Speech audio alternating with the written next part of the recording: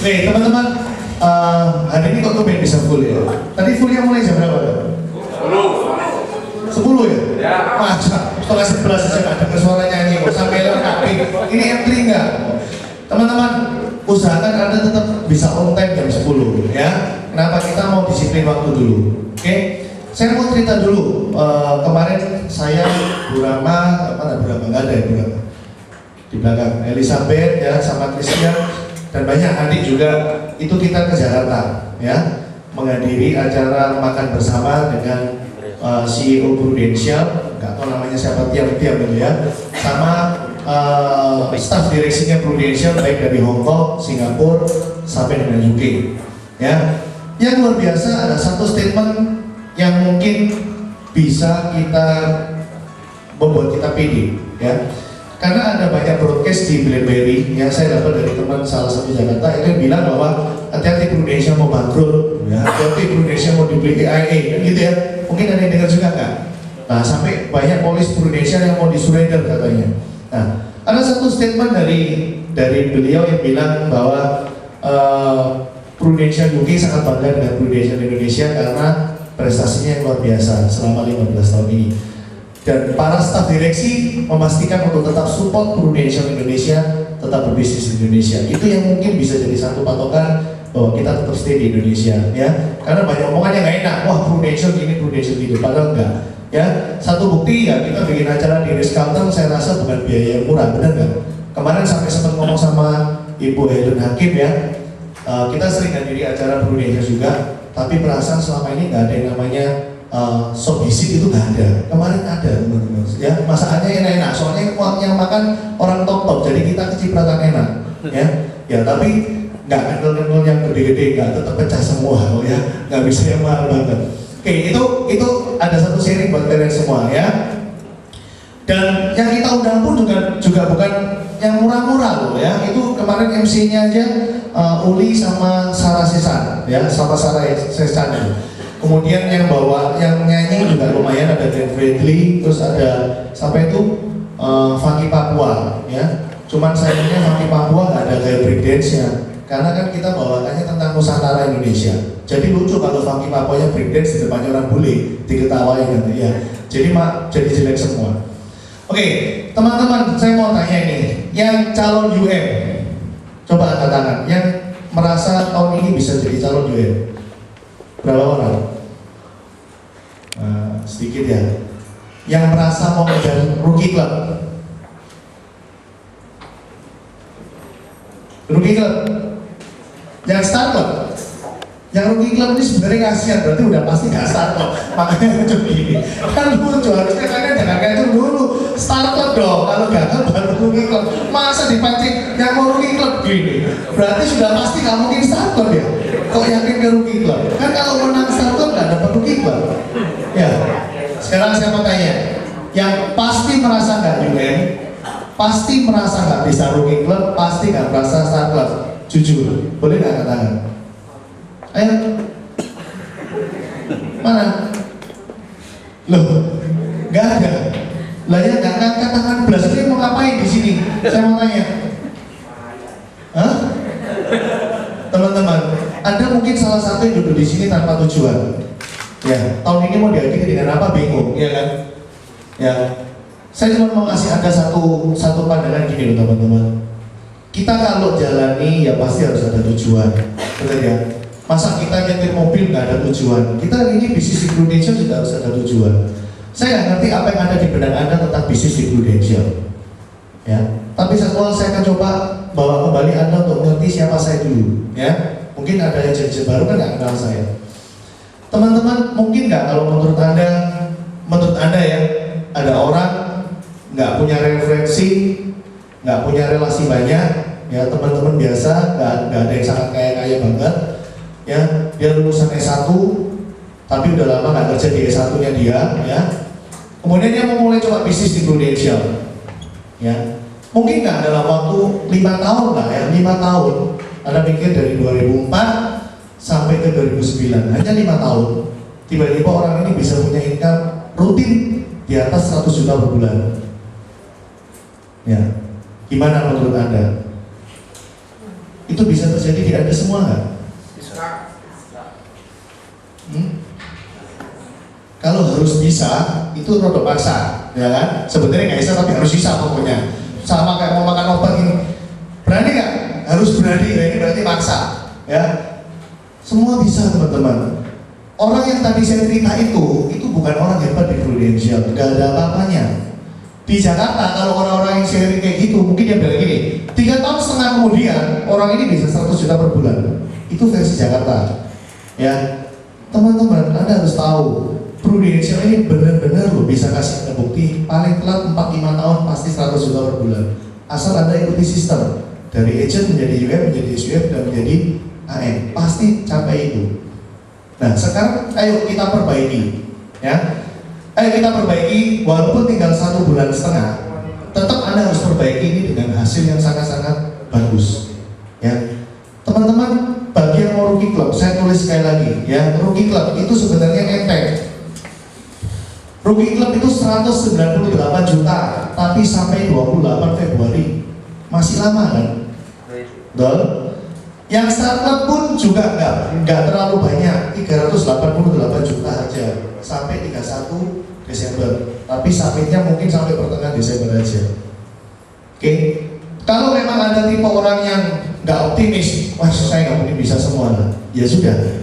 Anda nggak usah kejar apa-apa, tapi Anda harus tetap fight di Prudential. Kenapa? Bagi Anda yang hari ini duduk di dalam hati Anda berpikir, nggak lah, saya nggak mungkin start club, saya nggak mungkin rookie club, ya sudah nggak apa-apa. Tapi Anda harus bertekad tahun depan harus prepare menjadi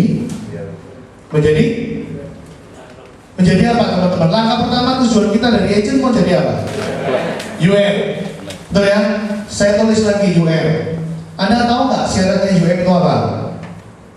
Ayo, yang pertama apa syaratnya? Oke. Yang kedua syaratnya apa? Oke. Saya sekarang mau tanya. 99% masalah orang Indonesia, masalah orang Surabaya untuk menjadi UN, masalahnya yang di nomor 1 apa di nomor 2? Tahu ya, semua masalahnya di nomor 2. Padahal 1 tahun cuma disuruh cari 4. 1 hari disuruh cari 4 orang teman, bisa nggak kira-kira? Loh, nyari tok loh ya, saya nggak bilang orang ini jadi enggak, nyari tok aja 4 orang, bisa nggak? Bener ya? Tapi kenapa fenomenanya terjadi dari zaman dulu kala, termasuk saya dulu waktu mau jadi UM pun juga bermasalah dengan Pak Agent, ya, termasuk saya. Kenapa masalah ini tetap ada? Nah, sekarang saya mau kasih tahu Anda semua, karena kebanyakan agent itu main-main dengan waktu dan nggak pernah menyelesaikan poin nomor 1 dengan cepat, ya. Selalu mereka berpikir, alah sampai Desember enteng 150 juta. Ketika Januari dimotivasi, agent pasti bilang, alah cik 12 bulan tenang aja, temanku sudah banyak yang jadi, nanti waktu Maret ikut semua, ya. Apalagi di Indonesia nggak ada ceklock, nggak ada yang marahi, nggak ada yang ngasih punishment, ya kan? Terserah mau kerja nggak kerja. Nah, hari ini Anda saya kasih tahu semua. Sisa 2 bulan ini, ya, bagi Anda yang nggak punya motivasi untuk start club rookie club, Anda jangan main-main dengan API. Teman-teman, untuk menjadi seorang UM, memang Prudential kasih targetnya sedikit, hanya 150 dan 4 agent. Tapi kenyataan di lapangan, banyak kali UM setelah jadi UM, dia jadi stuck, jadi macet, ya. Kenapa macet? Karena dia bukan good selling ketika dia jadi agent. Saya seringkali menekankan ke Anda semua, kalau Anda mau sukses di Prudential, Anda memang butuh faktor yang namanya good selling, ya. Kenapa butuh good selling? Kenapa butuh pintar menjual? Coba Anda pikir, Anda ini leader, punya anak Anda harus bisa jualan. Kalau Anda nggak pandai jualan, bagaimana Anda mau jualan? Itu pertanyaan yang pertama. Jadi tolong 2 bulan ini asah pisau Anda untuk benar-benar bisa jualan. Sudah nggak peduli, pokoknya jualan terus. Oh ya, kalau jualan kan Anda yang dapat komisi. Setuju nggak? Ya. Yang kedua, soal recruiting. Ya, soal recruiting saya mau bahas. Jangan pernah berpikir bahwa alat rekrut nanti aja. Mungkin banyak agent yang sudah tahu bahwa kalau saya rekrut Bapak ini, ya saya rekrut Bapak ini sekarang, berarti tahun depan saya dan Bapak ini sama-sama berpeluang bisa menjadi UM. Betul?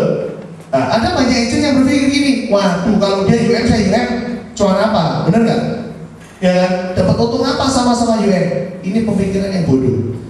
Coba pikir, ketika saya merekrut orang ini, saya kepingin orang ini sukses atau kepingin orang ini mati? Saya mau tanya. Sukses, kan? Ya kalau dia memang bisa barangkan sama-sama saya jadi UM, ya sudah, saya nanti untung dia ketika AM, dia udah gemuk sekali. Nah itu loh keuntungannya di Prudential, AM on AM, itu bisnis kita. Tapi kalau saya berpikir, waduh dong, ini bodoh dulu ya, nanti aja ya, terakhir-terakhir baru pinter loh. Lo kan lucu kalau berpikir seperti itu. Ya, dan Anda bisa lihat kompetitor kita makin banyak. Ya, kalau Anda nggak cepat rekrut, Anda pasti nggak punya tim lagi. Ya, jangankan mau cari orang baru, orang lama Prudential aja banyak yang pindah. Ya, di SP lain udah ada 2 leader SUM pindah ke S. Bayangin, udah SUM mau pindah ke S, kan bodoh banget. Itu sudah ada. Ya, nah saya nggak ngerti kalau Anda mau tetap santai-santai di Prudential, ya sudah. 4 tahun lagi Anda tetap seperti ini. Ya, oke. Sekarang berhubungan dengan selling. Saya hari ini mau bawa satu topik yaitu handling objection. Terserah Anda mau tanya aja, mau tanya apa aja. Ini sekretaris saya akan bantu nulis, ya. Nanti saya akan bantu jawab satu persatu. Oke, saya mulai. Siapa yang mau tanya dulu? Kita sama-sama beresin handling objection-nya. Ayo, siapa mau tanya? Yang berhubungan dengan Anda selling. Siapa mau tanya yang di lapangan? Ayo. Nggak ada yang tanya. Berarti selesai nih kan? Nggak ada yang tanya. Hah? Atau gini aja, saya bawa satu topik dulu yang menarik, ya. Topiknya Sequis, menarik nggak? Ya kan? Kan banyak yang kalah sama Sequis, bener nggak? Wah, Sequis lebih bagus tuh, PHS-nya, kan gitu kan? Oke. Anda coba nanti ikuti saran saya, ya. Anda bisa buktiin omongan saya benar apa enggak. Ada tiga hal kelemahan Sequis yang sangat besar dan Anda nggak pernah perhatiin, ya. Yang 2 poin pertama ini jelas ada di proposal dia sendiri, ditulis dengan jelas di bawah PHS-nya dia. Poin nomor 1 dia bilang bahwa manfaat di atas tidak dijamin akan tetap diberikan setiap tahunnya. Itu sudah ada loh, dia sudah ngakui sendiri. Artinya sewaktu-waktu manfaat itu bisa diputus di tengah jalan, tidak dijamin setiap tahun akan diberikan. Itu poin yang dia sendiri sudah ngakui, ya. Yang kedua, mereka juga bilang di bawah tabel itu bahwa besarnya tarif biaya asuransi terhadap manfaat di atas tidak dijamin pertambahannya setiap tahun. Artinya apa? Mungkin tahun ini biaya insurnya 1.000, loh tahun depan mau 6.000, mau 8.000, mau 12.000, ya terserah Sequisnya, itu nggak dijamin. Tapi coba kita compare sama Prudential. Saya cuma kasih ada 2 jawaban. Kita compare sama-sama yang masalah itu. Yang pertama, coba cek di lapangan. Ada nggak kasus Prudential tutup sepihak manfaat orang? Kalau ada, saya keluar dari Prudential karena belum pernah ada. Ya, bahkan ada kasus yang di Lampung, ya, yang kasus di Lampung Anda dengar kan? Bahwa kita punya Prumet sampai dijebol habis-habisan. Ya kan? Setiap tahun rata-rata semua warga Lampung itu polisnya bisa klaim maksimal semua, 100 hari semua, 100 hari semua. Anda jadi Prudential bingung nggak? Ini sak Lampung kok hebat penyakitnya sama-sama, ya kan? Sampai dimunculkan dalam Pro Berita, ya, bahwa kita sudah nggak boleh lagi jualan Prumet ke Lampung. Nah, ini keputusan yang bijaksana. Kita nggak pernah putus orang punya kontrak walaupun kita curigai. Tapi Prudential cukup bijaksana. Mulai sekarang pokoknya jangan jualan sama mereka. Belum beres kan? Mungkin kalau itu terjadi di Sequis, ya pasti diputus sepihak. Ya, saya masih ingat sekitar bulan Oktober atau November, Pak Nyoto tahu ya, ada surat yang timbul ya. Orang Sequis nasabahnya banyak yang tiba-tiba terima surat bahwa PHS-nya sudah nggak berlaku lagi. Ini sudah ada buktinya kan? Yang kedua yang masalah biaya asuransi. Coba Anda cek waktu Anda terima buku polis nasabah, waktu Anda mau kirim, coba Anda buka halaman depan. Di situ tertulis biaya asuransi tahun ini dan biaya asuransi tahun depan. Dari sana sudah terlihat 2 bukti bahwa tahun ini kamu mau klaim banyak, mau klaim maksimal, manfaatnya tetap ada. Ada biayanya kok sudah, benar kan? Dan berapa tarifnya kita juga sudah tentuin. Ya, ini 2 hal. Poin yang ketiga, ya, Anda coba bikin manfaat yang apple to apple sama Sequis Design. Jangan takut, desain aja persis plek. Cuman kali ini Anda bikinnya pakai Manage Fund Plus. Ya. Kenapa saya suruh pakai Manage Fund Plus? Karena tingkat suku bunga Manage Fund Plus untuk tingginya itu sama dengan sedangnya Sekwis. Kalau kita bandingin equity kita dengan equity dia nggak fair. Kenapa? Kita tinggi 15, mereka tingginya 18, nggak fair. Oke ya? Kita bandingin tinggi kita dengan sedang mereka, itu sama suku bunganya. Oke? Nah, setelah itu Anda coba upgrade PHS-nya nasabah Anda. Contoh, Sekwis misalkan kasih kamar yang 500.000. Anda bikin aja yang kamar 750. Wah, Anda kasih lebih gede loh padahal. Oke ya? Coba Anda lihat perkembangan nilai tunainya. Jauh sekali antara Sekwis dengan kita. Artinya apa? Artinya apa tahu? Biaya asuransi mereka sangat mahal. Pertanyaan saya, Bapak umur berapa sekarang? 30 ya? Yang umur 40 ada nggak? 40-an? Nah, Bapak umur berapa? 40 berapa? 42. Bapak dari umur 0 sampai umur 42 masuk rumah sakit berapa kali?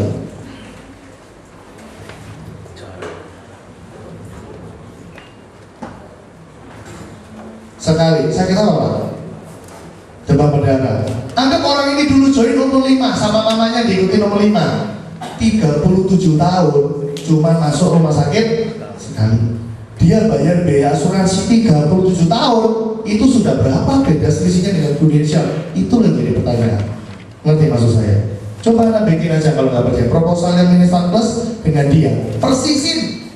Nanti Anda bisa lihat beda saldonya 10 tahun kemudian, 15 tahun kemudian, 20 tahun, 30. Wah, jauh sekali. Itu loh kelihatan bahwa biaya mereka terlalu mahal. Ya, itu 3 bukti untuk bisa kalahkan Sekwis. Ya. Terus belakangan ini saya juga terima inputan dari agent saya sendiri juga pernah lihat orang Sekwis sekarang kalau closing nasabah itu sebenarnya dengan cara sangat gampang. Tapi anehnya orang Prudential kaget langsung gitu. Ya, mereka cara settingnya sekarang gini kalau closing orang, Pak, nabung di Sekwis enak, cuma cukup 3 tahun. Wah, seneng kan nasabah digituin? Wah, iya daripada Prudential 10 tahun. Terus ini gimana cara jawabnya? Saya kasih tahu ke teman-teman, Anda mau nyuruh orang nabung 1 hari di Prudential juga bisa, ngapain harus 10 tahun? Ya, saya ajarin dulu tentang komposisi kalau gitu. Teman-teman, orang Sekwis pernah desain, saya pernah lihat sendiri desainnya itu gini. Tahun pertama 17 juta, tahun kedua 17 juta, tahun ketiga 17 juta. Kalau nggak salah di sini ada top up-nya. Saya lupa, katakanlah 60 juta misalnya. Loh, ini kan sebenarnya simpel kalau kayak gini. Kita mau bikin juga bisa, ngerti ya? Yang penting sekarang pertanyaan 17 juta ini loh, komposisinya seperti apa? Premi berkala dan premi prosesornya. Ya, saya review dulu dari awal. Di unit link, orang nabung kan selalu preminya dibagi 2. Ada yang premi di atas, ada yang premi di bawah. Ya, untuk premi yang di bawah kita nggak usah bahas. Premi ini pasti kembali ke saldo orang. Ya, sebesar 95%. Oke? Sedangkan premi yang di atas, ini selalu untuk proteksi di depan. Sehingga pasti dikenai biaya akuisisi. Ini pasti. Dan biaya akuisisi orang-orang kurang lebih pasti semua sama. Tahun pertama pasti 100%. Jadi pasti hilang semua. Teman-teman coba Anda pikir, saya coba desain sekarang orang nabung 1 kali aja. Bisa nggak dia break even? Katakanlah dia punya duit 100 juta. Saya tulis di sini 8 juta, saya tulis di sini 92 juta. Bisa nggak 1 kali break even point? Bisa, coba kita hitung. 92 juta dikali 95%, ditambah suku bunga 20% lah. Kira-kira bisa nggak kembali ke 100 juta? Ngerti teman-teman? Semua hanya tergantung di komposisinya. Ya, cuman Prudential ini memang sengaja di dalam proposal itu ngelok, ngunci 10 tahun. Kenapa? Karena sebenarnya Prudential ini tujuannya baik. Kita nggak mau supaya agen-agen yang nakal ini bohongin nasabah. Ya, karena dulu sering terjadi, Prudential dulu ngasih bebas, mau nulis berapa tahun bisa. Contoh ya, ada agen Prudential nakal, dia tulis nabung 3 tahun. Nasabah nabungnya padahal sudah besar, 50 juta. Ya, kalau agennya nggak baik, dia akan setting kayak gini. Wah, yang penting omset masuk dulu. Nah, ini dia setting. Jadi settingannya dia 45 dan 5, enak, komisi dari 45 juta, EPD-nya juga dari 45. Tapi orang ini 3 tahun nabung pasti duitnya nggak ada, pasti hilang, ya. Tapi kalau agent yang benar, nah ini loh teman-teman, cara mikirnya simple. Ada nasabah kita misalkan bilang, Bibi kamu tak kasih uang 50 juta, saya mau nabung pokoknya cuma 3 tahun. Bagaimana desainan kita supaya bisa bagus buat orang ini? Break even point, gampang. Mikirnya gini loh, 50 dikali 3 berapa? 150 juta. Anggap aja selama 10 tahun itu 150 juta. Berarti 1 tahunnya berapa? 15 juta. Biasa kalau 15 juta kita settingnya berapa? Ya misalkan 10,5 misalkan ya. Ya sudah, Anda setting aja 10,40. Pasti break even point ini 3 tahun. Ngerti ya? Ini agent jujur. Ngerti ya? Cara settingnya cuma seperti itu. Jadi Anda jangan khawatir, nanti Anda bisa konsultasi lebih lanjut sama leader Anda. Kalau ketemu cuma masalah mau nabung berapa lama, mau nabung sehari pun juga bisa di Prudential. Gak harus 3 tahun. Ya, itu tekniknya. Oke, masalah komposisi dulu. Ada yang mau tanya nggak? Masalah setting premi, masalah akuisisi. Ada yang mau tanya? Ya.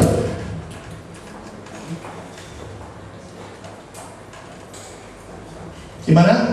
Jelas semua? Oh, Indra ada yang mau tanya? Jesse? Apa bingung ini? Gak bingung ya? Bingung gak ini? Ya, Leti. Benar nggak itu di servis itu kayak untuk kesehatannya itu imunisasi itu diganti? Imunisasi diganti.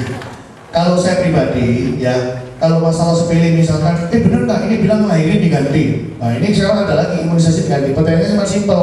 Memangnya setahun rencana mau imun berapa kali? Gitu loh. Terus nggak apa-apa. Kan mesti saya tak bayarin sih. Kalau saya tak gitu sekalian. Main logika, ya. Segala sesuatu, rule-nya itu pasti kurang lebih sama. Ya, melahirkan itu pasti nggak akan dibayar. Kalaupun ada, itu pasti ada budget untuk kos khusus untuk itu, pasti ada. Tapi mungkin terhidden, itu bisa jadi. Karena nggak mungkin dibayar, apalagi orang Indonesia punya prinsip banyak anak, banyak rezeki. Uang kan berapa kali, bisa rugi banyak. Ya, imunisasi gratis, ya nggak apa-apa. Kalau yang saya closing Roy gini kira-kira ada gunanya nggak imunisasi gratis buat Roy? Mau diimun lagi, ya paling imun anti HIV aja. Ya kan? Ya, jadi kalau Anda jadi agent, Anda harus kreatif teman-teman. Kalau misalkan saya tiba-tiba ditanya, oh anakku yang mending ikut saya quiz, di saya quiz kan dia dapat imun gratis. Tidak apa-apa sih, anaknya yang mau imun bilang sama Wibi, tak bayarin. Mungkin dia bisa suka sendiri kok. Tapi ada satu benefit yang Anda harus tetap ceritakan ke nasabah. Apa? Tadi itu loh teman-teman, 2 hal yang harus Anda ceritakan. Ya, di quiz itu tidak ada kepastian. Ya, mungkin hari ini Anda dapat bahaya. Saya sering cerita sama nasabah gini loh. Contoh ya, saya bilang sama Roy, Melo di tempatku Roy. Wah, saya mulai cerita yang mulu-mulu sama dia. Ya, pertanyaan saya, memangnya dia nanti sakit lah? Kalau dia nggak pernah sakit, dia nggak pernah ngalami musibah, apa yang saya tawarkan besar, dia nikmati nggak? Nggak kan? Tapi lumayan, cara ini bisa bikin Roy closing. Nah ini loh, cara mainnya cuma seperti itu. Ini juga lagi tak cerita, oh bagus, oh ikut. Ada kecelakaan satu, musibah atau orang ini. Saya langsung bilang sama dia, sorry ya Pak, nggak berlaku lagi. Sudah beres. Ini loh cara kerjanya seperti itu. Anda mau tak cara kerja seperti itu? Nah, mungkin pertanyaannya akan terlontar dari nasabah. Loh, memangnya Prudential nggak seperti itu? Nah, makanya saya balik tanya, tolong cari ono. Kalau ada nasabah Prudential, pernah polisnya ditutup sepihak oleh Prudential, manfaatnya nggak berlaku, lapor sama saya. Saya pasti keluar dari Prudential. Karena belum pernah ada. Itu garansinya. Ya. Dan yang kedua, saya mau tanya, Roy sekarang kamu punya duit atau gimana? Lu ngerti Roy? Apa maksudnya? Loh kok anggap sumber duitmu taruh mana? Dompet semua, gak ada yang di bank, di dompet semua, dompetnya segitu kan? Nggak serius banget apa mau pakai? BCA, lainnya? Niaga. Misalkan ada bank judulnya Bank Yesi Selamat gitu misalnya. Kamu mau melo nggak? Kadang yang saya jual adalah apa? Nama Prudential itu juga bagus gitu. Ngerti ya? Kenapa Anda semua sekarang lebih milih Mandiri, BCA, Permata, Niaga, BI? Kenapa nggak milih yang aneh-aneh itu? Kenapa? Anda juga butuh yang namanya nama, benar nggak? Dengan nama yang baik Anda merasa lebih bagus juga, kan? Lebih nyaman. Sama, hari ini saya kerja di Prudential karena nama Prudential juga baik. Anda baca harian Kompas kemarin, lusa kalau nggak kemarin, juga ada tulisan lagi tentang Prudential. Kontribusi Prudential ke Indonesia bagaimana? Premi Prudential naik lagi 35%. Itu loh. Artinya ke sana. Anda harus kreatif teman-teman. Ketika Anda handling orang, jangan bingung gitu. Anda sudah punya bekal yang banyak. Ya, biaya asuransi terjamin, biaya asuransi sudah pasti, ridernya pasti dapat. Apalagi? Ya, ini loh luar biasanya produk di Prudential. Ya, ayo, apalagi mau tanya? Oh, Joni biasanya kan ada pertanyaan. Ya, betul. Oke, ini agent baru tanya. Ya, agent baru coba Anda lihat ya. Untuk unit link, produk kita kan unit link. Unit link itu berarti jadi asuransi itu ada dua, ya. Produk unit link dan bukan unit link. Yang bukan unit link ya sudah hampir nggak ada lah. Kita bahas. Kita bahas yang unit link. Unit link ini uang nasabah itu dikelola ke reksadana. Ya, ciri dari unit link, uang premi nasabah pasti dibagi dua, yaitu premi yang posisinya di atas di kita namanya premi berkala. Mungkin di asuransi lain pakai nama lain, premi dasar, ada yang seperti itu, ya. Yang di bawah namanya premi true saver, tapi di asuransi lain mungkin pakai bahasa top up. Oke, nah perlakuannya berbeda. Yang di bawah ini tidak dikenai apa-apa, alias ya uang ini langsung kembali ke saldo nasabah sebesar 95% saja, ya. 5%-nya buat apa? Ya untuk Prudential. Tapi sebenarnya kalau kita mau teliti lebih dalam, 5% itu yang 3% kembali ke Anda lagi. Ya. Jadi kita dapat komisi dari top up ini seumur hidup. Selama nasabah nabung terima terus 3%. Ya. Sedangkan yang premi di atas, ini premi yang akan dipakai untuk dibelikan ke proteksi. Jadi penentuan jiwa sekian, kritis sekian, kecelakaan sekian, itu gara-gara ada alokasi uang yang di atas. Semakin besar, ya pasti proteksinya juga akan ikut besar.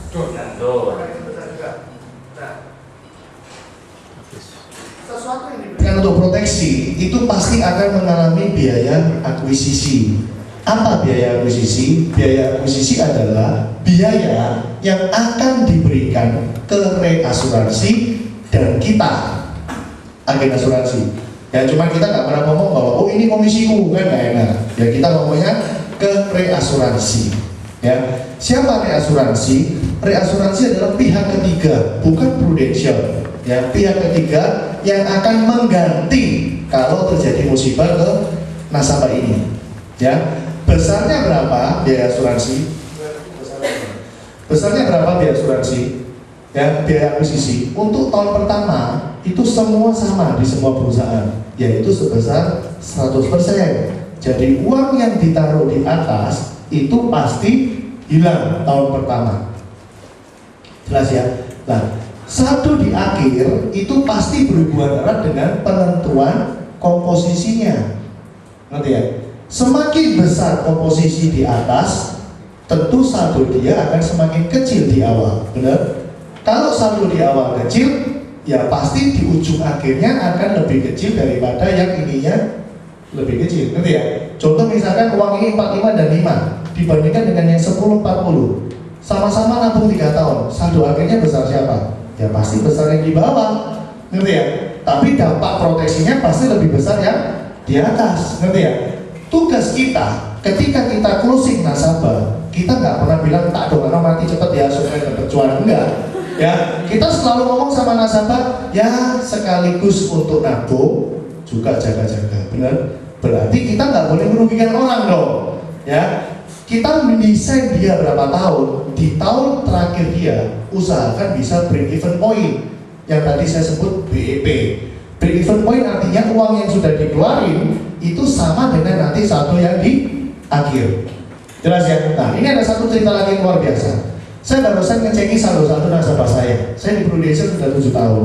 Ya, saya iseng Kemarin ada nasabah saya umur dia kemarin 60, berarti 61. Dia ikut saya 5 tahun, berarti waktu join 56 ya. Coba bayangin teman-teman. Dia nabung di saya 56, usianya 56 tahun. Nabung 2 jutaan. Ya.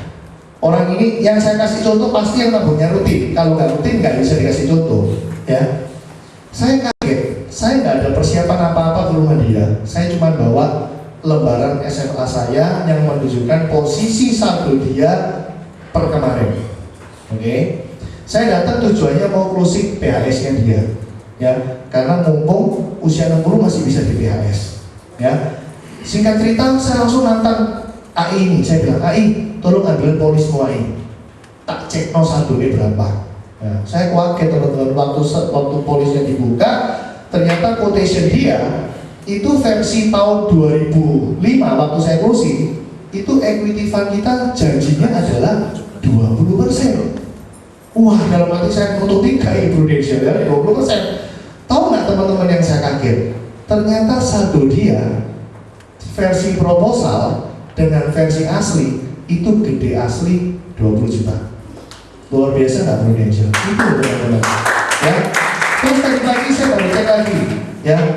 Anaknya teman saya nabung 500.000, ya. Dia udah ikut 6 tahun lebih 3 bulan. Berarti kalau kita itu kasar-kasaran, 6 tahun dikali 6 juta itu 36 juta. Ditambah 3 bulan, 1,5 berarti 37.500.000. Saldo anaknya hari ini 53 juta. Serius ada di SMA. Coba bayangin, hari ini saya bisa tunjukin ke nasabah saya bahwa Prudential ternyata jauh lebih besar daripada yang dijanjiin. Nah itu loh, yang perlu kita pede adalah Prudential nggak pernah bohongin nasabah, hasilnya jauh lebih gede semua. Ya, terus AI ini juga dia punya PIA, ya kan dia punya PIA. Sekalian tanya, PIA aku jadi piro ya bibi sekarang? Wah, aku lupa. Ya, dia itu ikut 30 juta ternyata. Ya, tahun 2005. Ya, saya cek di website, kan kelihatan semua historinya. Orang ini lucu cara PIA-nya. Nabung di saya 30 juta, 1 tahun kurang sedikit sudah di withdraw 15 jutanya. Ya, bayangin, padahal kalau nggak di withdraw kan pasti lebih besar lagi, ya kan? Di withdraw 15 juta. Saya lupa waktu itu saldo berapa, ya. Kemudian 1 tahun kemudian lagi, jadi 1 tahun diambil 15, tahun depan diambil lagi 15 juta. Ya, berarti secara modal sudah balik, ya kan? Bayangin, saldo dia per hari ini 48 juta. Oh enak nggak? Duit sudah diambil masih ada lagi 48 juta. Saya cuma mikir, coba gak pernah diambil, jadi berapa? Dia ikut waktu harga unit sekitar cuma 2.800-an. Hari ini sudah 11.200-an. Terus jadi berapa? Ya kan? Kalau sudah ngomong gini langsung rasa ngomong, wah tahu gitu. Semua tahu gitu ya kan? Ya kan? Semua pasti ngomongnya tahu gitu. Ya tahu gitu rumahku tak jual lah masalah PIA pasti gitu semua. 1M jadi berapa? Nah, teman-teman ini loh yang terjadi. Jadi hari ini saya berhasil kasih bukti semua ke nasabah saya. Nah, cerita ini mungkin bisa Anda terima gitu loh. Bikin Anda pede dan Anda harus berani cerita. Ini loh yang terjadi di Prudential. Jadi bukan hanya janji-janji toh. Ya? Oke, mau tanya apa lagi? Ya, Bu Joni. Bolehkah kita juga menurut Pak Wibi apa tentang universal life, tentang corporate, tentang yang produk yang baru-baru ini? Oke, tentang corporate aja saya bahas dulu. Teman-teman jangan terganggu dengan Prudential kasih Anda manfaat baru yang untuk corporate ya. Otakmu habis untuk mikirin corporate tapi nggak closing. Benar nggak? Nggak gampang. Dan coba Anda pikir, satu corporate itu closingnya berapa sih Anda rata-rata mikirnya? Paling 100.000 sampai 150. MPA-nya loh cuma 1 juta. Closing 10 orang cuma 10 juta sebanding dengan closing 1 orang 1 jutaan. Tapi Anda ngurus corporate nggak gampang loh. Minta surat ini, surat itu, tanda tangan direktur. Waduh, berapa hari Anda buang? Nggak cocok dengan opportunity cost yang Anda buang. Ngerti ya? Kalau Anda memang mau closing corporate nggak apa-apa. Yang gede banget gitu. Wah sekali closing 500 orang, 1000 orang, layani. Lek cuma 6 orang, 8 orang, wis mendingan nggak usah jualan corporate. Itu saran saya. Kenapa? Anda nggak mikir. Memangnya nanti nasabah-nasabah yang di corporate itu nggak bisa sakit. Terus kalau sakit yang ngurus siapa? Nah, terus kalau besok kamu mentang-mentang sudah jadi leader, sok sibuk, meloi cuma 1 sen, ngurus perumahan cuma 120.000, disuruh ke Gresik lagi, mau nggak kira-kira? Kalau Anda nggak mau servis dengan baik, nanti nama siapa yang jelek? Namamu loh yang jelek. Nanti Prudential yang kena lagi, benar nggak? Jadi tolong kalau Anda memang mau berpikir korporat, silakan. Tapi tolong dilihat gitu, ini dalam jumlah berapa? Wah, belanya ke Blitar misalnya korporat, dikasih 8 manajernya, 1 saya ketahan lagi. Kalau saya mendingan enggak, ngerti ya? Jadi ini ternyata dilemanya sama. Saya waktu di Jakarta ketemu teman Padang, Palembang, mereka tanya sama saya, iya loh, saya kan orangnya belak-belakan jujur, jelek-jelek ngomong jelek walaupun sama-sama Prudential, ngapain bilang bagus? Dia tanya, Bibi gimana di tempatmu tentang korporat? Saya ngomong ya seperti yang barusan. Iya Bibi, benar kamu bilang. Saya juga di meeting juga bilang gitu sama teman-teman. Ternyata sama aja. Di luar pulau, di luar kota juga mereka leader pada sama-sama pusing. Kenapa Prudential ngeluarin yang aneh-aneh kayak gini gitu? Bikin anak-anaknya ini jadi nggak fokus semua. Kue ini korporat karena dipikir wah korporat closing gede, korporat closing gede. Tiwas mikir 1 bulan, 2 bulan, ya nggak ada closingan. Ya, jadi tolong cermati hati-hati dengan korporat. Universal Life saya juga sudah pernah coba dengan Leon. Ternyata nggak terlalu bagus. Kenapa? Orang nabung 10 tahun nggak pernah BEP. Ya, paling banter cuma kembali 50%. Kalau saya sih nggak setuju. Saya tetap konsentrasi saya jualan selalu PAA top. Ini saran subjektif saya sendiri ya. Bagi saya PAA itu tetap bagus. Nggak ada lagi yang lebih bagus dari PAA. Ya, Pak gimana kalau nasabah sudah lebih dari 60, 64, 65? Mau closing apa? Benar nggak? Kan tinggal jiwanya aja. Teman-teman, walaupun cuma jiwa toh, itu sebenarnya tetap bisa powerful. Cuma tergantung bagaimana Anda menyampaikan. Ya, saya akan cerita dari sisi saya sendiri aja. Mama saya itu sudah nggak bisa dapat kritis, kesehatan juga nggak bisa, tapi tetap saya beliin. Kenapa? Coba Anda pikir ya, ceritanya seperti ini. Saya punya mama. Suatu hari mama saya bisa sakit nggak teman-teman? Bisa. Semua orang tua Anda di sini juga pasti bisa sakit, namanya manusia, benar? Cuman nggak ada yang tahu apakah dia sakit lama ngabisin uang banyak, sakit sebentar ngabisin uang sedikit, atau langsung meninggal. Kita nggak ada yang tahu, benar ya? Yang paling dikhawatirin untuk jaga-jaga adalah dia sakit cukup lama, betul? Dan ngabisin uang banyak, dan akhirnya nggak ada. Oke ya? Nah sekarang coba, kalau misalkan ini terjadi sama Pak Ali, orang tua Pak Ali suatu hari sakit. Dia waktu ditawari agent Prudential bilang, ngapain mama kues gak usah melok lah, percuma kemahalan, bahasanya orang kan gitu. Sebenarnya bukan kemahalan, sama aja. Oh nabung 1 juta juga bisa, cuma dapatnya lebih sedikit. Itu bukan berarti kemahalan. Ya kemahalan itu kalau artinya gini loh, bisa nggak 1 juta? Nggak bisa, minimal 40 juta per bulan. Nah ini loh baru kemahalan, bener nggak? Preminya lo 300.000 aja tetap bisa kok, cuma dapatnya lebih sedikit. Tapi bukan berarti rugi. Ya, suatu hari orang tua Pak Ali benar-benar sakit, ya, sampai habisin dana 300 juta. Dan selama ini habis 300 juta, dia punya teman baik, ya, namanya Pak Aki Andrea. Dia bilang, Pak Aki, aku utang monosik, ya kan? Karena teman baik, ya sudah Pak Aki minjemin terus. Sampai suatu hari meninggal dunia beneran mamanya Pak Ali. Ya, coba Anda pikir, utang yang terjadi 300 juta tetap harus dibayar nggak? Ketika orang tua Pak Ali meninggal, Pak Ali harus tetap bayar sama Pak Ali, cicil terus 300 juta sampai lunas. Coba Pak Ali waktu itu cukup bijaksana, dia beliin polis walaupun tinggal jiwa nggak apa-apa, pokoknya ada proteksi. Ya, waktu pinjam sama Pak Aki, dia bilang, Pak Aki, ini loh Pak Aki, buku polisi mamaku, nilainya 400 juta, kalau ada apa-apa pasti tak bayar pakai ini. Sungguh bener. Ketika orang tuanya meninggal, polisnya cair, Pak Ali terima 400 juta. Bukankah yang 300 bisa untuk ke bayar utang? Bener nggak? Nah ini loh harus ada transfer ke pemikiran si nasabah. Jadi berapapun, kapanpun, itu tetap bisa membantu polis asuransi. Nanti ya, daripada nggak punya sama sekali gimana? Kalau ada musibah, ya mesti utang. Oke? Ya, Bapak mau tanya apa tadi? Bagaimana kita meyakinkan calon nasabah kita tentang nilai tunai itu? Kalau seperti saya kan belum. Masih baru, gimana? Ya Anda harus bisa pinjam dari cerita saya. Ya pakai aja cerita saya. Nggak apa-apa, mau bukti, tak ini kan gampang. Anda nggak perlu harus sudah mengalami baru Anda bisa cerita. Anda harus bisa cerita seakan-akan Anda yang mengalami. Itu pasti bisa mengenang. Saya kasih contoh ya. Coba Bapak adalah nasabah saya, ya.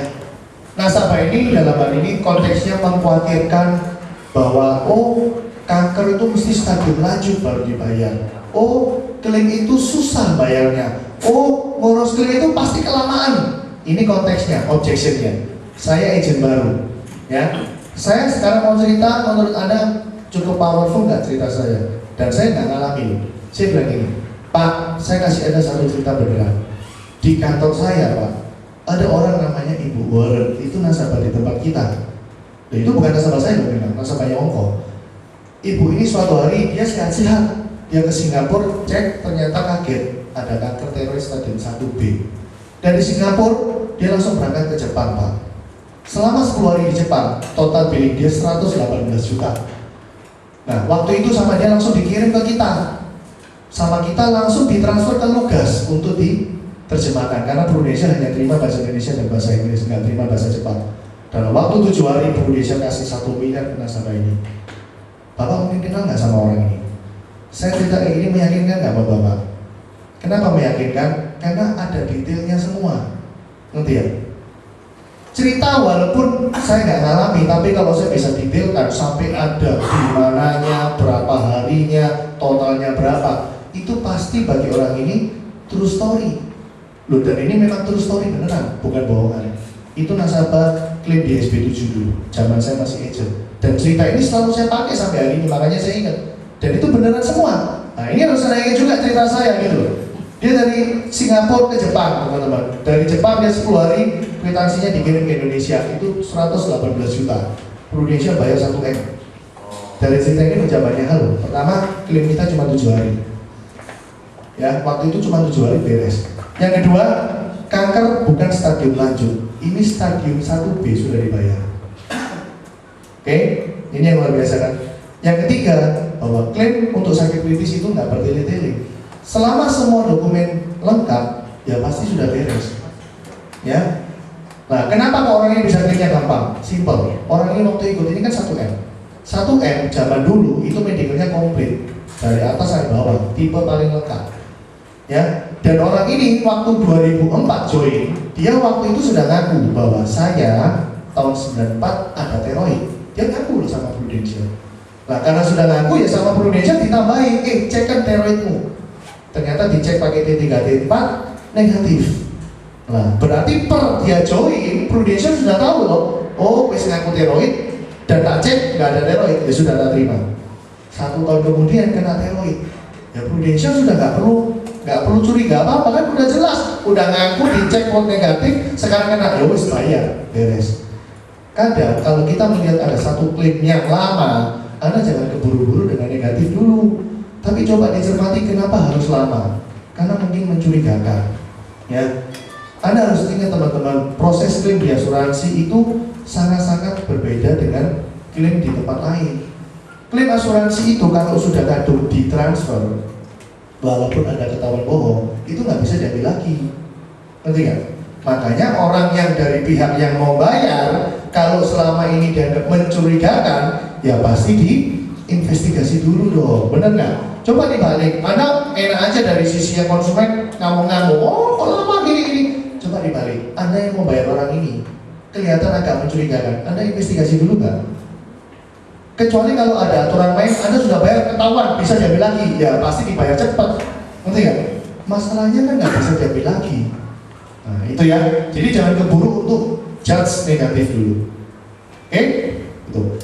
Terus ada lagi loh yang soal sekis, saya soal klaim ini baru ingat. Ya, ada nasabah sekis, saya namanya sampai lupa. Dulu Christian tak kasih tahu. Ya, gara-gara ini terus Christian closing. Padahal yang di sekis itu sepupunya dia. Jadi ceritanya yang di sekis itu sudah klaim 10 bulan, nggak dibayar-bayar klaimnya sama sekis. Saya lupa nama nasabahnya Ana atau Ina atau Ani, saya lupa. Orang Manya, ya. Nah, si agent ini ngamur, si agentnya sekis. Dia mungkin nggak terima nih, masa ada sekis ini diuber nasabahnya, sampai nasabahnya merasa nggak nyaman. Padahal itu memang true story, benar-benar ada kejadian, ya. Nah ini kejadian yang sungguhan terjadi. Nah sekarang pertanyaan di Indonesia ada nggak kejadian kayak gitu? Pasti ada. Anda jangan bilang, pasti nggak ada. Ada. Tapi lihat dulu konteksnya kenapa. Ya. Yang paling sering terjadi ya adalah pre-existing condition. Teman-teman, saya mau cerita tentang pre-existing condition. Ini menarik. saya bilang bahwa Ciwon ini ada teroid tahun 94, benar ya? Kita sekarang coba flashback. Asumsikan ibu ini lupa bilang kalau dia ini pernah teroid. Oke? Waktu 2005 dia sakit teroid beneran, kan dokter yang handle dia pasti tanya nih, misalkan, loh ibu udah mulai kapan ada seperti ini? Terus ibu ini baru ingat, oh 94 saya pernah teroid. Nah, ditulis di form klaimnya 94 teroid.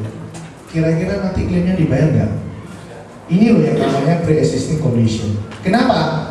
Polisnya join 2004.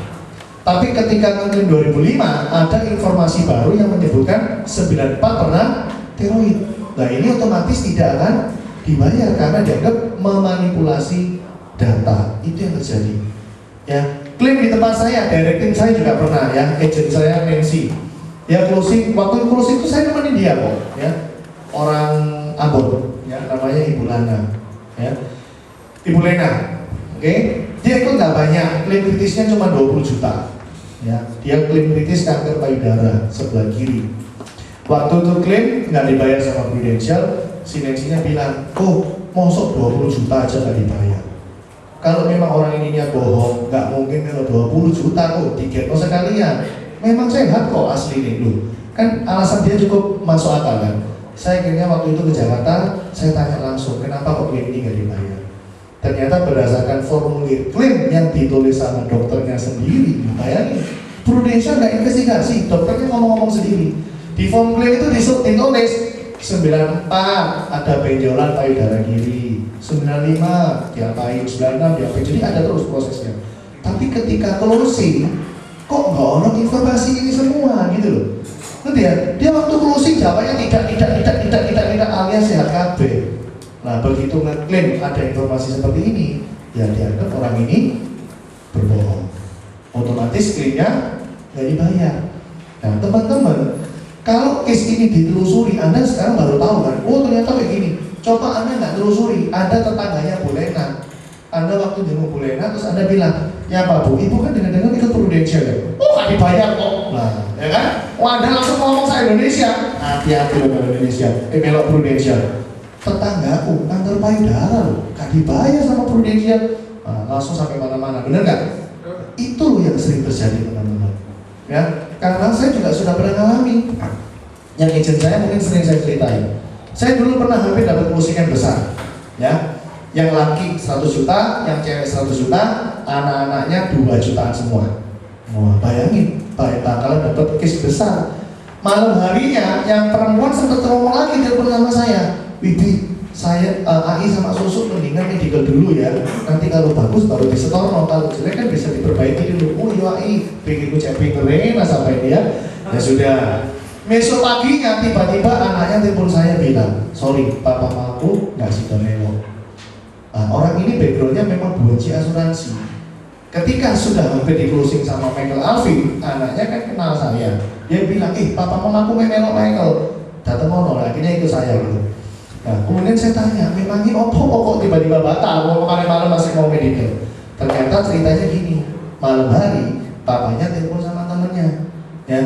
Terus namanya orang mau ikut besar, mungkin pamer kan, mau melok Prudential misalkan gitu.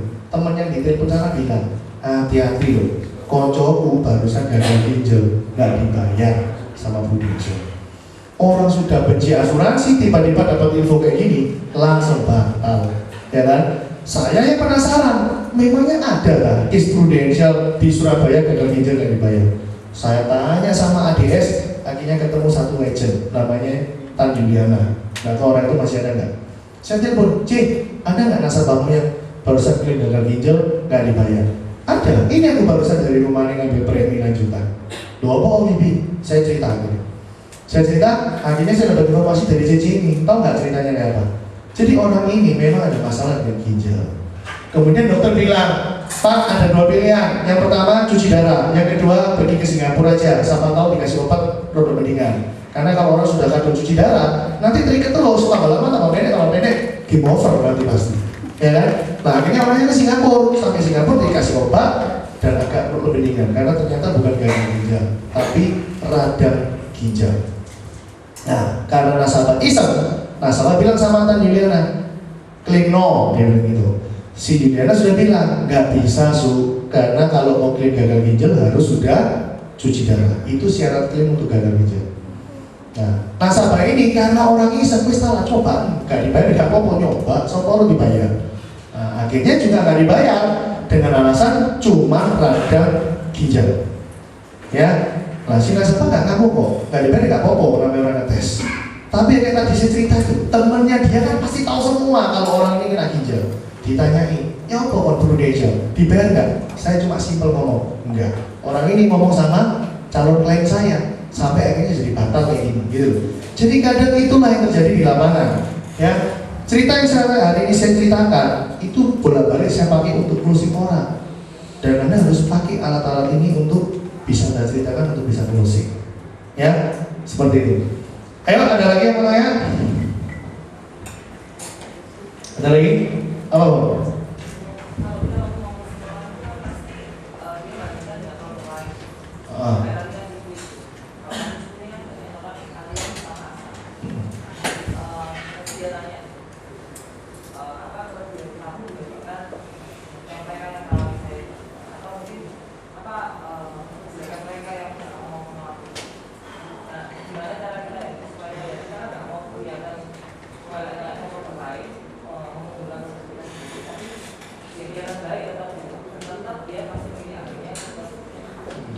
Oke, kalau cara saya, sorry tadi kasih pesan sudah benar. Jangan terlalu mengesankan, menjelekkan orang dan menomorsatukan kita. Itu malah jadi nggak profesional, jadi nggak baik. Ya, saya pasti bilang sama orang, sama nasabah ini saya bilang, Cik, pada prinsipnya semua produk itu pasti bagus. Saya pasti bilang gitu dulu.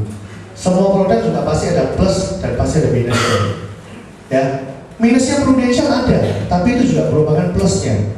Contoh ya, apa di Prudential yang minus? Premi kita cukup mahal. Kenapa? Minimal 300.000. Asuransi lain ada bisa 150.000. Kita nggak bisa. Kenapa? Karena kita biayanya juga mahal. Ada kualitas juga pasti harus ada harga yang dibayar. Jadi jangan percaya sama produk yang dibilang bagus tapi murah, itu nggak ada. Di mana-mana kalau bagus pasti mahal. Ya, saya cuma bilang gini loh. Saya kenapa milih Prudential? Karena bagi saya Prudential itu konsisten. Dari sejak tahun 2000 pertama kali produk PAA muncul sampai hari ini, ya kita cuma punya PAA. Coba Anda cek asuransi lain, banyak sekali gonta-ganti merek, ya kan? Ya, yang saya hafal produknya AIG, ya ada Harta 88, ada Warisan 88, wah banyak, berubah terus. Kenapa? Ya karena produknya nggak stabil.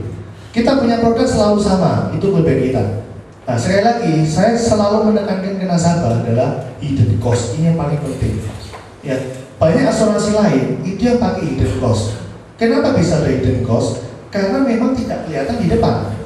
Tapi kalau Prudential itu kelihatan di depan. Anda nggak percaya? Coba Anda cek aja, minta sama dia. Ya, biaya asuransi nasabah saya tahun ini dan tahun depan bisa nggak diprediksi? Akan kelihatan dan sangat terperinci semua. Prudential berapa? PR-nya berapa? PS-nya berapa? Itu ada semua. Anda mau ngajak hitung-hitungan manual, bisa dihitungin semua sama Prudential. Tapi coba Anda ikut asuransi lain, nggak ada semua itu informasi biaya-biayanya. Ya wis pokoknya kayak gini jadi nih, itu loh yang gawat. Ya. Dan yang kedua, saya nggak bilang AXA jelek, AXA bagus loh, bahkan nomor 1 di dunia. AXA itu nomor 1 di dunia. Prudential ya paling nomor 5, nomor 6 di dunia. Tapi untuk di Indonesia, ya sorry, Prudential nomor 1. Dan hari ini kan kita mau ikut polis di Indonesia, bukan ikut polis yang di dunia. Ya kan? Bagi saya, kalau selama ada produk yang lebih bagus, kenapa nggak ikut yang lebih bagus? Aku bilang, Ci, lu kan punya kemampuan. Mungkin yang ada di AXA, kita sudah ada juga gitu loh. Tapi yang kita ada, AXA nggak punya. Ya kalau memang lu sungkan karena itu temen lu, ya wis ikut toh. Anggapnya cuma nabung toh kan, bener nggak? Cuman yang di Prudential lu mesti ikut yang lebih besar. Kenapa? Karena proteksi kita lebih bagus memang daripada mereka. Ya apa benefitnya mungkin yang mereka nggak punya? Misalkan parent payer mereka ada. Tekannya di parent payer. Kamu harus benar-benar fokus di parent payer-nya. Ya, parent payer itu apa sih definisinya? Kan ganti isi kalau sampai sebelum usia 25 terjadi musibah sama papa mamanya. Ya, ada banyak agent yang nggak ngerti loh. Saya coba kasih Anda contoh ya. Anda mungkin bisa salah ngerti juga. Anda selama ini kalau belajar presentasi kan kayak gini. Ini misalkan anak umur 2. Dia nabung selama 10 tahun sampai 12. Ya, selama ini yang Anda tahu kan terjadi musibah di sini umur 4. Maka anaknya tidak perlu nabung dan Prudential akan ganti isi. Betul? Sampai usia 25. Sekarang pertanyaannya, nasabah umur 2 anaknya, nabung sampai umur 12. Ternyata papa mama sehat semua. Ketika umur 15 tahun baru terjadi musibah. Apa yang terjadi? Polisinya tetap dibonusi loh sampai umur 25. Nah ini yang mungkin Anda nggak tahu. Di Manulife mereka juga punya payer. Tapi hati-hati, payer mereka itu hanya terjadi ketika masa menabung. Ketika bukan masa menabung, payernya sudah nggak ada. Sebenarnya itu definisi payer kita zaman saya jadi agent. Dulu waktu saya masih agent 2004, pro payer kita itu seperti itu. Nasabah nabung 10 tahun. Kalau dia terjadi musibahnya tahun ke-12, ya sudah nggak diganti isi, kecuali ikut waiver. Ya, itu definisi kita. Manulife sampai sekarang tetap seperti itu. Jadi akan diisi kalau terjadinya di masa dia sedang menabung. Kalau di Prudential tidak tergantung dari masa menabungnya, tapi tergantung dari ujung kontraknya sampai kapan. Nah, dengan demikian kita bisa bilang sama nasabah bahwa kalau ikut Prudential sehat pasti nyampe, nggak sehat malah lebih nyampe juga, pasti kayak gitu. Nah ini yang harus kita tekankan ke nasabah. Ya kita kan maunya anak kita safety, umur 25 pasti ada duit, ya ikut Prudential, itu yang benar. Ya, saya baru ingat satu hal tentang BHS. Ya, jangan sampai ada gegeran sama nasabah gara-gara BHS. Ya, ada 2 cara supaya kalau nasabah klaim BHS nggak sampai ribut. Joni ini apa nih mau pulang nggak bisa pulang-pulang, ini terjadi banyak di semua nasabah Prudential. Ya, saya kasih Anda 2 cara tips supaya nasabahmu nggak ngamuk-ngamuk kalau klaim BHS. Ya, yang pertama, cara pertama, kalau sudah tahu besok pasti pulang, tolong sejak sore bilang pamito kalau pasti besok pulang, supaya sore itu juga sudah hubungi ke SOS supaya lebih cepat. Kalau Anda nggak melakukan cara ini, Anda lapornya jam 10 siang, tak jamin pulangnya bisa jam 1, jam 2, jam 3. Bisa ngamuk-ngamuk nanti nasabah. Itu yang cara pertama. Ya. Cara yang kedua, Anda mendingan gesek aja pakai kartu kredit. Sisanya itu kurang lebih kan nggak mungkin minus banyak kan. Ya saya yakin nasabah kalau bisa beli BASC, ya kartu kreditnya pasti punya lah, bener nggak? Kalau nasabah yang kelas 300.000 nggak punya PS, ya nggak mungkin gesek juga. Ya kita positif thinking lah, nasabah pasti punya kredit card. Suruh aja dia gesek kredit card dulu untuk ngasih jaminan ke rumah sakit, setelah itu pulang. Nanti sore pasti rumah sakit akan telepon nasabah. Bu, ternyata billingnya cuma kurang 1.400.000, ibu kan gesek 3 juta, 1,6-nya ambilin bu, malah dikasih uang cash. Itu saran saya, supaya nasabah nggak keleleran di rumah sakit. Kalau nggak gitu, tak jamin pasti keleleran. Amin ke siapa? Lu ya ke admin lah, pamitnya ke adminnya rumah sakit. Kenapa seperti itu? Karena gini loh teman-teman, alasannya ya, Anda harus kasih alasan kan ke nasabah. Lu kenapa kok kayak gitu? Gini loh, Prudential itu nasabahnya banyak, setuju nggak? Ya, kita kurang lebih dalam, pernah ada yang ngitung, kita ngitung dalam hari kerja, kita hitung dalam hari jam kerja, itu kurang lebih 7 detik 1 klaim. Bayangin, 7 detik 1 klaim. Memangnya ada berapa petugas itu di SOS yang handle? Banyak ya. Kalau memang pas zamannya klaim sepi ya mungkin cepat. Kalau pas zamannya orang numpuk klaim banyak, ya sorry Anda dalam antrian, benar nggak? Nah teman-teman, yang terjadi adalah Anda misalkan masuk 8 hari ya di rumah sakit, itu kwitansi itu kan numpuk terus, dikasih obat, dikasih vitamin, dikasih apa aja yang numpuk terus. Waktu Anda mau pamit, baru kwitansi ini di-fax ke pihak SOS. Kemudian SOS pasti butuh checking dong, bener nggak? Anda dibilang sakit A, obatnya bener nggak? Bener nggak? Kalau nggak sesuai sakit A, kok obatnya C, ya pasti nggak dibayar, bener ya? Kan di checking dulu. Nah checking ini butuh waktu, ngerti ya? Kita sih janjinya 1-3 jam waktu untuk checking. Lah yang dikhawatirkan nggak kalau 3 jam ya apa? Nasabahmu ngamuk-ngamuk. Iya 3 jam lah, kalau belum lagi kepotong misalkan apes pas Jumatan. Loh iya kalau pegawainya sama Kristen semua, loh kalau Islam semua, apa kami Jumatan? Loh kita bisa aja loh mikir seperti itu, bener nggak? Ya, jadi untuk amannya ya lakukan di antara 2 ini yang saya bilang. Dari sore sudah pamit, atau waktu paginya langsung kasih aja kredit cardmu untuk sebagai jaminan. Saya sendiri ngalami, tanya itu Aseng, tipe yang jemput saya waktu saya kena DB. Saya sendiri juga lama, saya padahal sudah telepon Prudential sendiri, ya tetap aja nggak beres-beres gitu. Akhirnya saya gesek aja 5 juta. Sudah saya pulang, wis cepat. Ya, akhirnya bilik saya cuma minus 2,2 atau 2,1. Jadi saya disuruh datang ambil uang cash saya. Ya terpaksa harus seperti itu kalau mau cepat pulang. Kalau nggak mau ya harus tungguin terus aja. Nanti nasabah marah. Ya. Dan yang masalah PHS, tolong hindari. Ini saya bukan jelekan sebuah rumah sakit, tapi ini kenyataan. Yang sering jadi problem adalah rumah sakit Adiusada. Itu benar-benar problem. Problemnya kenapa? Karena dia nggak pernah mau telepon ke SOS. Ngakunya sudah, padahal nggak ditelepon gitu. Itu saya pernah ngalami. Nasabah pulang jam 10, jam 5 masih keleleran di Adiusada. Jam 5 baru telepon saya. Tapi saya juga nggak salah, kenapa? Waktu mau masuk saya sudah bilang, kok ojo di Adiusada loh. Wah, ini mau ke Adiusada, ya sudah, nggak ada apa-apa cok, nggak mau aku, bisa omongin di depan. Beneran teman-teman, sampai jam 5 nggak pulang-pulang.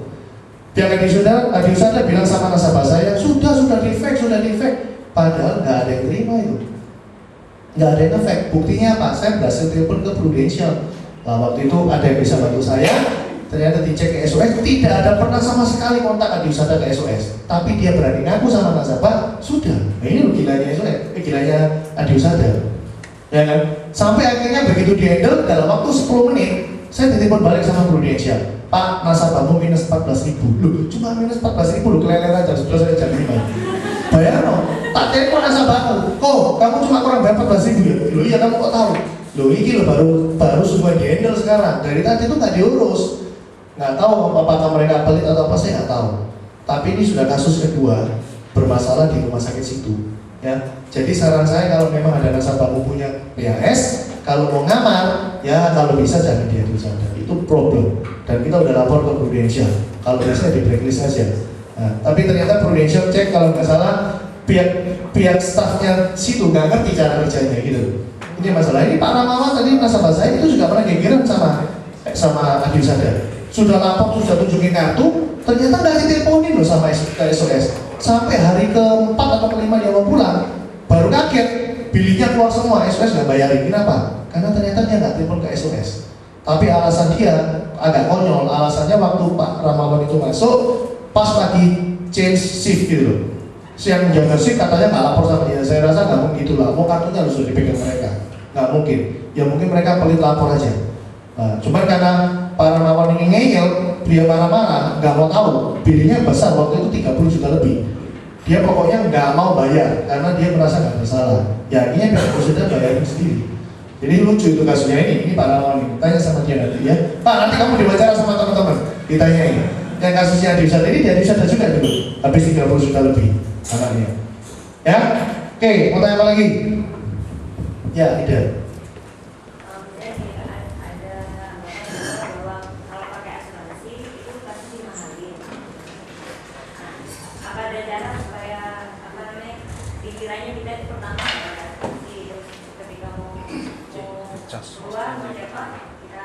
Ya, statementnya Ida ini benar. Zaman dulu sebelum ada PHS, apa yang dibikin Ida ini benar.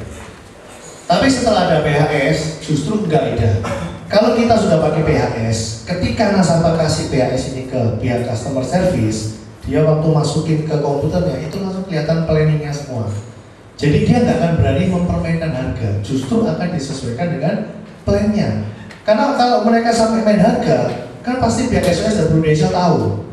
Betul? Nasabah mungkin klaim kan, komplain kan ke Prudential tahu ya mereka malah ditindak.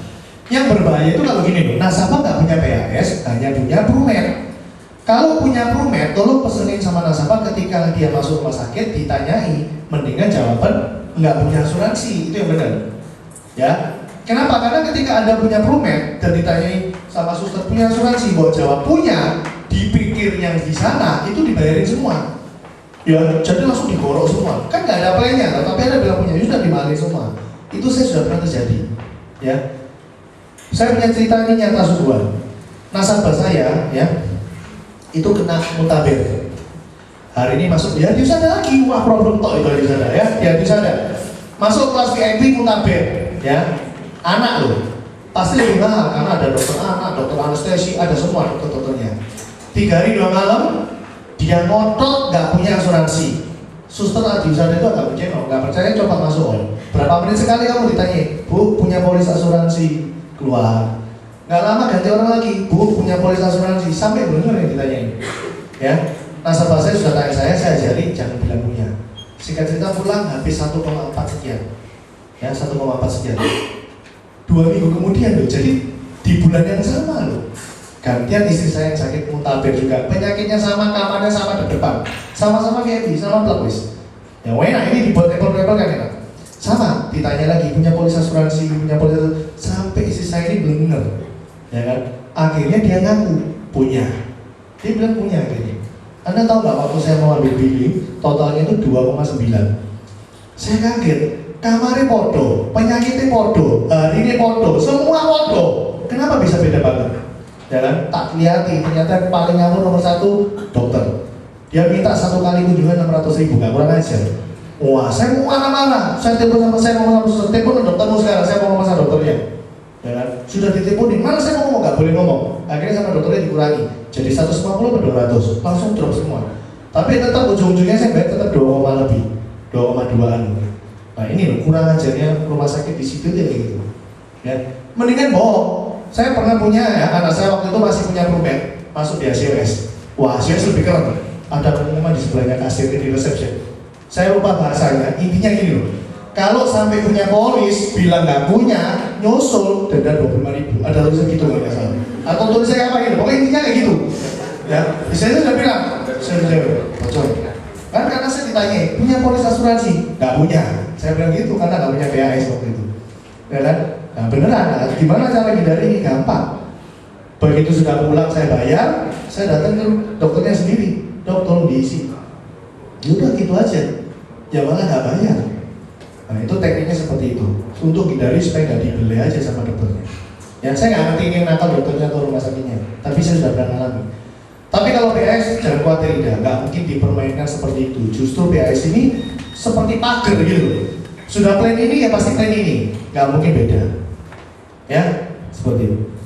Oke, ya berusaha. Pengalamannya Bu Bibi juga sama dengan nasabah saya, masuk di rumah sakit di Amerika, mengatakan kalau punya polis di Indonesia, oleh dokternya di-touch, minta surat pengantaran dokter, di-touch 200.000. Kenapa Bu? Di kena biaya untuk mengisi apa? Tuh kalau itu dokternya yang kurang ajar Bu. Memang ada.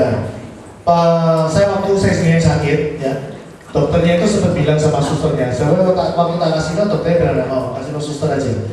Nah waktu suster tak kasih no, dia bilang satu form itu 25.000. Waktu itu kan saya ngasih dia PAS sama Promed.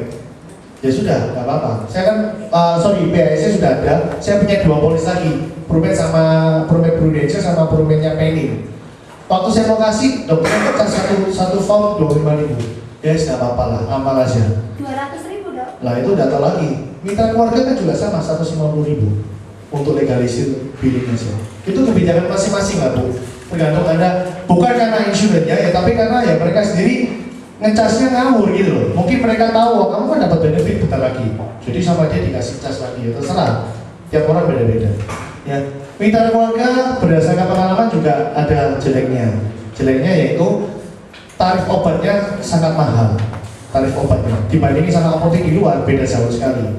Itu mitra. Yang kedua, mitra keluarga terlalu royal dalam hal vitamin. Kalau sakit vitaminnya sangat berkambar. Jadi nasabah kalau kuat mesti minusnya banyak karena vitaminnya kebanyakan. Itu yang terjadi. Yang saya punya 3 nasabah semua gitu. Selisihnya mesti beda jauh. Tapi waktu saya lihat nih, lah semua vitamin kan memang nggak dibayar. Ya hanya obat yang dibayar. Oke, ada lagi? Ya.